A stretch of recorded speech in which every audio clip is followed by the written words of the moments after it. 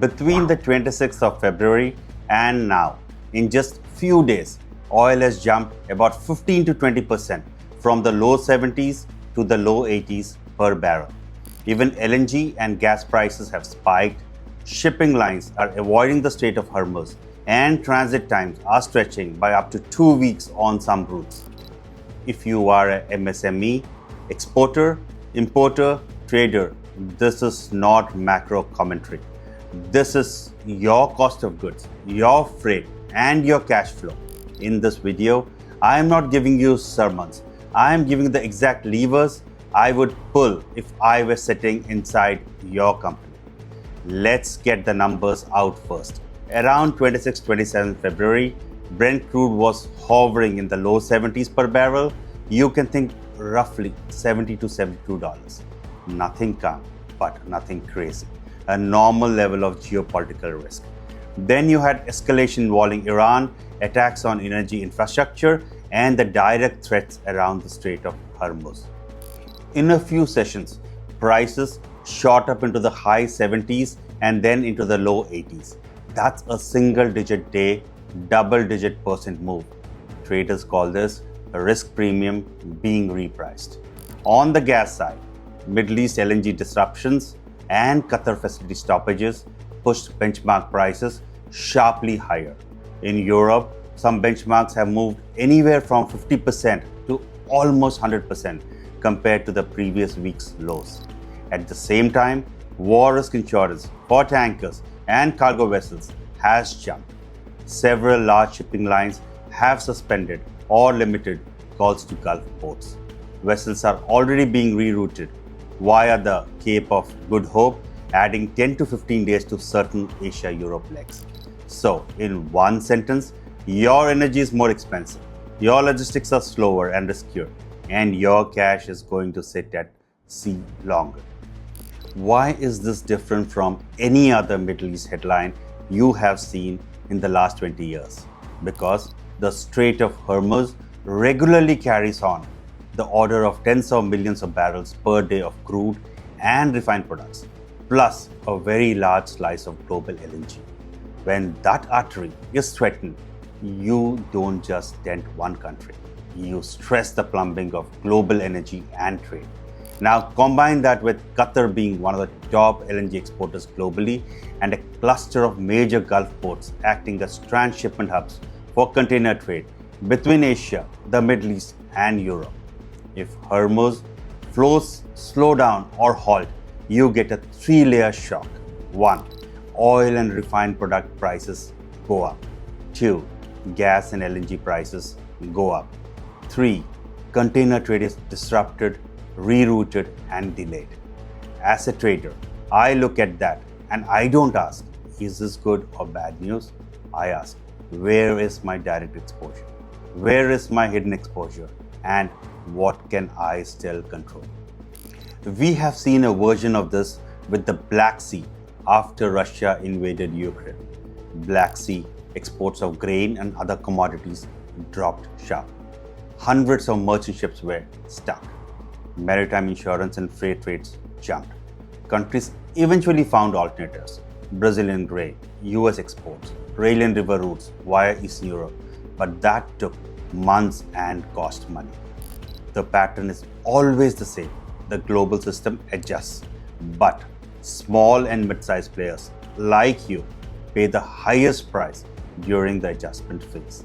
Hormuz is like a Black Sea event multiplied because it hits oil, gas, petrochemicals, and major trade routes linking Asia and Europe. I am going to give you a 5-pillar plan. Think of this as a checklist a risk expert would use if they advised your company tomorrow. You will not fix all 5 pillars in 1 week. That's fine. But if you start moving on at least 2 pillars immediately, your odds of surviving this and the next shock go up dramatically. Pillar 1 is not diversification. Pillar 1 is measurement. Take a pen or spreadsheet or whatever you use and write this down. Top 5 products and the percentage of revenue each contributes. For each product, List the key raw materials and where they come from, country, region, and whether they cross the Middle East. For your shipments, identify which ones use Gulf hubs or routes near Hormuz and what the average transit time is on these routes. If any one product or segment is more than 30 to 35% of your revenue, mark it red. If any critical input is coming only from one geography or one supplier, mark it red.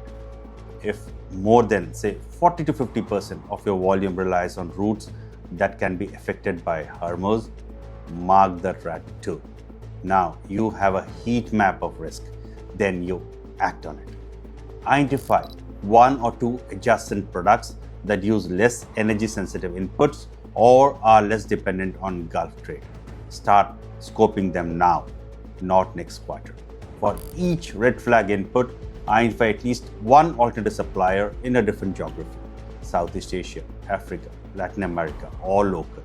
Even if the quote is 3 to 5% higher, treat that as an insurance premium. Ask your freight forwarder for alternative routings for your highest level lanes and note the extra days and extra cost. This is not theory. This is 2 to 3 evenings of work that changes your risk profile for years. Pillar 2 is boring, which is why many MSMEs ignore it until it is too late. You must assume some contracts will become impossible or uneconomic to perform. Your protection is in the text you have already signed. Check 3 things immediately. First, do your sales and purchase contracts have a force majeure clause that explicitly covers war and hostilities, blockade, or closure of key maritime routes, and government export or import bans and sanctions?